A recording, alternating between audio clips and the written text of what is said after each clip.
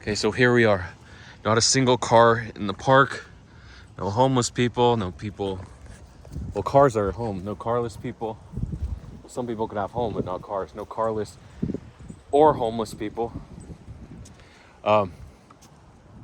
Here, it's just us, right? I'm gonna bring the heat. We got a real vlog here. Landscape mode, first time in 3 days. Widescreen, 2160p, 60 frames per second. HDR, coming at you. You ready for it? Get ready, because it's coming. So, crypto vlog for January 26th, 2024 in the year of our crypto lords. January 26th, almost February 1st. I always have this feeling the market's gonna crash. So we did have the mini crash from 49K to 38.5K. And then we bounced. So I was saying 39, we went to 40.5K, we dipped to 39.8. And I said, the chart looks like it could leg down. But then I thought, mean revert. What's the mean revert between 38.5 and 49? Well, of course, it's 44, right? So technically 43 and a half or 43.75. But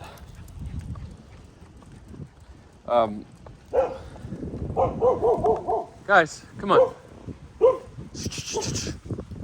Maya, come here. Come here, Maya. Come here. Come here.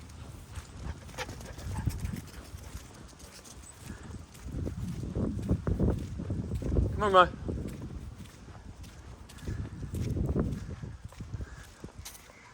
So, there are homeless people living in this park. So technically, when I said no homeless or carless people, I meant in the parking lot.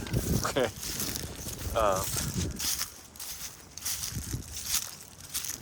Anyway, it's nice. It rained earlier this week on Monday. Monday, they said. my mother-in-law, she asked me, hey, do you ever get a market that correlates with the weather? Like when it's raining or snowing, it's down. Do you ever trade like that? And when it's really bright and sunny, you buy. And I'm like, no, I never thought about that, but that would be a good way to trade, another way to gamble. I'm always looking for good ways to gamble, right? Days, weather, times. People love the times. They love the New York Open or the US Open, the close. The Asia Open, the Europe Open and close, right? If they can trade on time, why can't you trade on weather? No, because timing, everyone gets in. They want to buy or sell right at the open, right? That's when the most volatility comes in. And same thing with the close. They got to do all their buying and selling right before the market closes. But now we have pre-market, gets a little bit of the volume, and post-market too. So it's not necessarily the open. You can also trade the pre-market and post-market for every market, I guess. Okay, so what are we going to talk about? Well, I always like to go through the plays. This is the last vlog. I did forget a play yesterday. I forgot to mention it. And now I don't even remember. I'll update you on my meme coin balances. I didn't check them. I was just too upset the market was down. I was down 110K in the margin. I round tripped almost everything. So instead of making 95K or 100K if I held to the top, I took the 35K. Then I chose the DCA. Bad idea when the market was dropping. I was hoping we would bounce and they would just do a last push on the meme coins. They did have a last push. We actually got a wick, but unfortunately I only sold half of my XPay. So XPay I was up about 25K on. And now I think I'm up with that exit. Oh, there's the bun.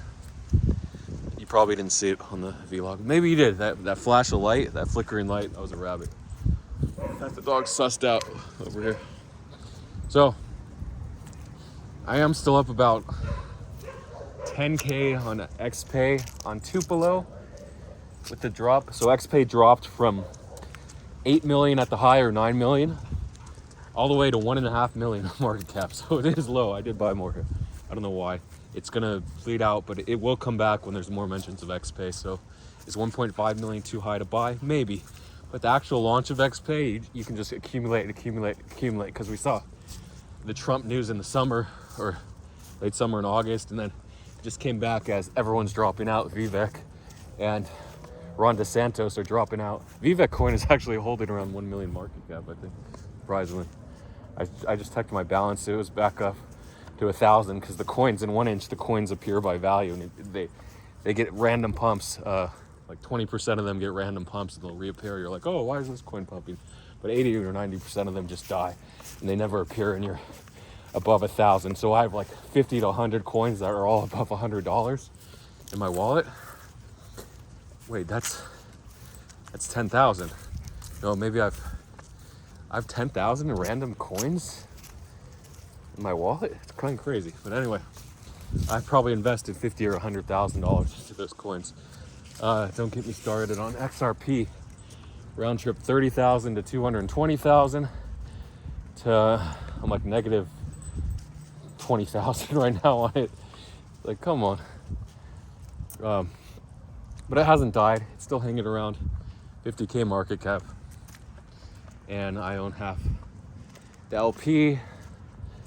So that's a quarter of the tokens, plus I have another token. So I have like 15K in it. Still. Okay. The second coin, Tupelo, hit 3.4 million. Then it went all the way down to 450K. Now it's up to 600K.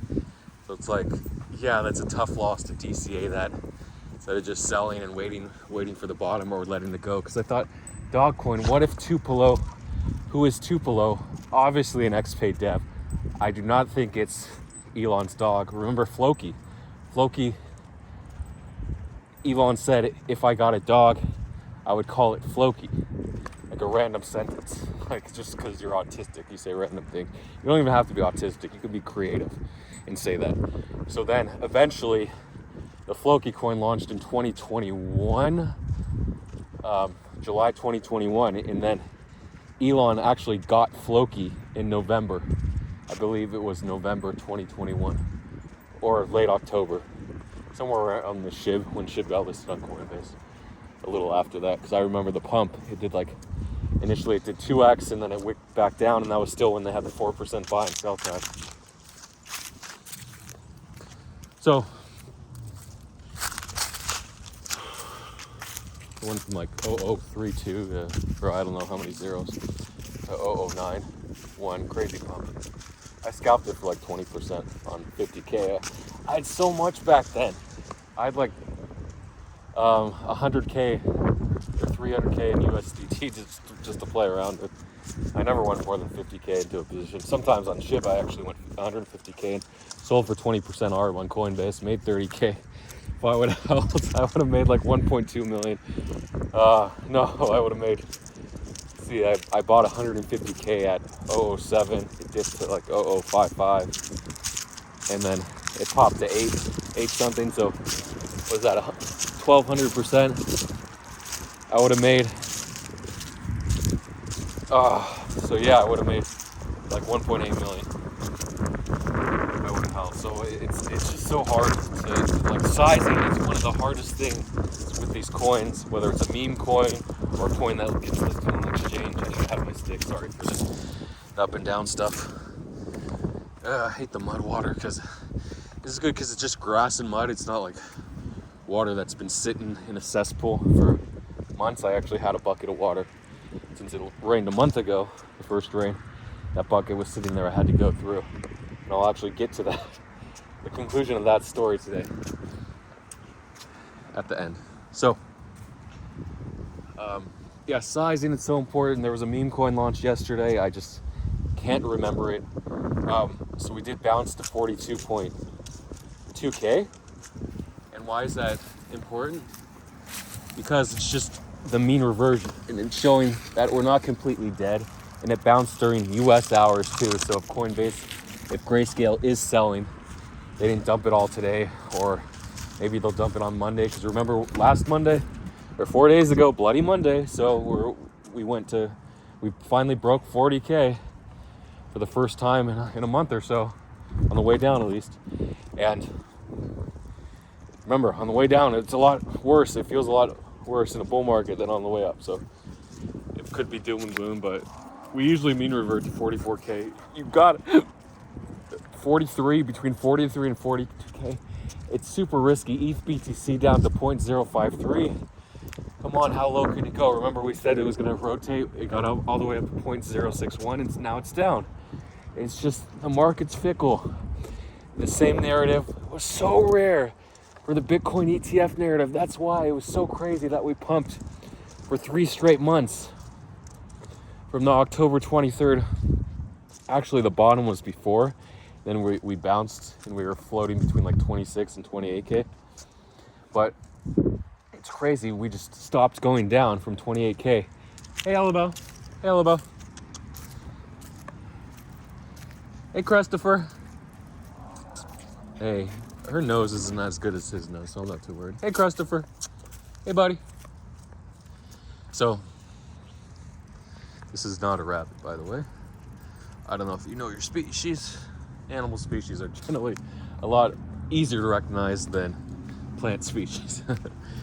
It's just biologically we're trained to recognize predators, and not so much, a little bit of biology to recognize wild poisonous plants, but very, very difficult to recognize plants that can kill us versus animals. It's really easy. Small, it's usually safe, but there are small things like snakes. Stay the hell away. Those are all have biological and evolutionary adaptations to stay the hell away. Bro. So, anyway, that was plants versus animals talk. And should I record for part 2? I noticed when I split the vlog, like on Tuesday, I split it into 3 parts. Part 2 only had like 12 or 13 views. Part 1 and 3 had like 25 views, so people aren't watching the whole vlog if I do like a 30-minute vlog, apparently. And just not getting a lot of views in general. But I'm still gonna do them. Still entertaining for people as long as I keep talking, as long as there's not a lot of dead air, which means not a lot of talking, so you can watch it in the background. There's really not much to look at. You don't have to stare at my face. You can do it while you're scanning crypto, whatever. It's good to listen to, right? So we'll do part 2. I'll keep it at 12 minutes, pretty short. Keep it short and sweet. Part 2 comes